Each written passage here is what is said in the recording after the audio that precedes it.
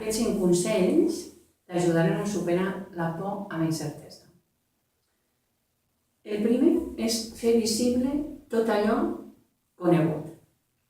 La incertesa el que fa és que ens focalitza en tot allò que no coneixem, o magnifica i ho carrega d'adversitat no fonamentada.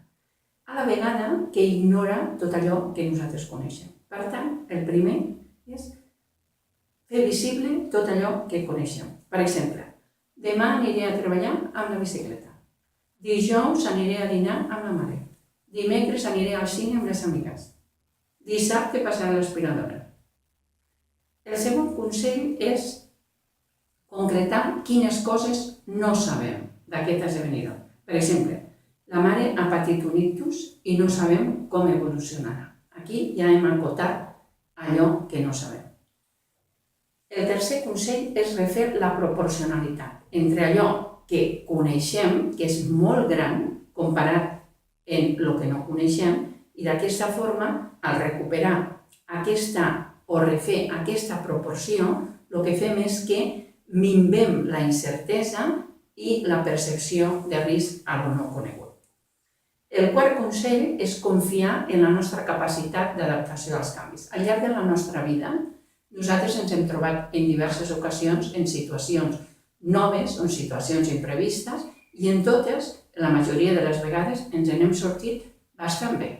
Això ens ajudarà a fixar-nos en la bona autoconfiança que tenim nosaltres en nosaltres mateixes.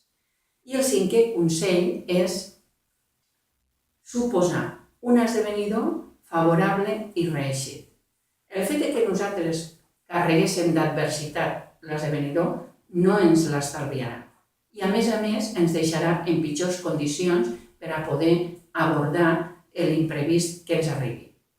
Si nosaltres suposem un esdevenidor favorable i reeixit, quan ens arribi el que ens arribi, estarem en millors condicions per fer-hi front. A més, com has pogut comprovar al llarg de la teva història, mai s'ha donat aquell esdevenidor carregadíssim d'adversitat. Allò no s'ha donat mai. Encara que tu ho hagués suposat diverses vegades, mai s'ha donat. Per tant, aquests 5 consells jo crec que et poden ajudar a superar la por a la incertesa d'una manera autodidàctica, per tu mateixa. Trobaràs més informació sobre aquest tema publicada al blog Receptes per viure bé, amb una entrada que es diu Com superar la por a la incertesa. Espero que aquesta informació et sigui d'utilitat i t'animo a compartir-la. Gràcies per la teva atenció.